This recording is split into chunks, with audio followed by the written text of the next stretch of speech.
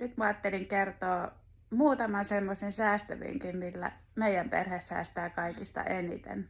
Ensimmäisenä totta kai tulee tämä autottomuus. Toisena on pakko mainita kestovaippa. Kolmantena minimalismi. Se on iso säästön tuoja, että hankitaan vaan silloin, kun oikeasti jotain tarvitaan. Et myynnistä saa tietysti sitten aina rahaa, kun karsii näitä turhia tavaroita.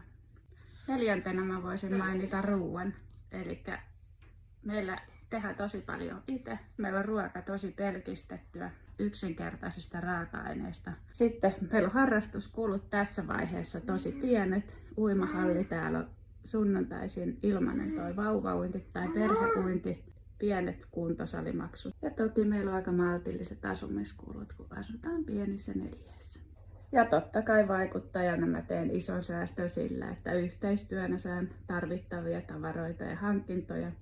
Ja edellinen postaus on arvonta, jossa arvotaan tämä meidän verkkokurssi affiliate-markkinointiin ja somen kasvattamiseen.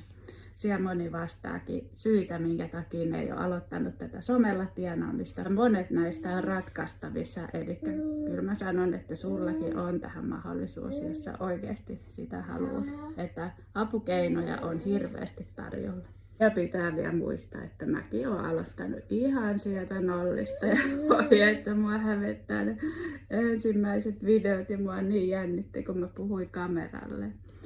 Et pitkä matka on tultu ja vielä on opittavaa paljon. Mutta olisin päässyt paljon helpommalla, jos silloin olisi ollut tämmöisiä kursseja tarjolla.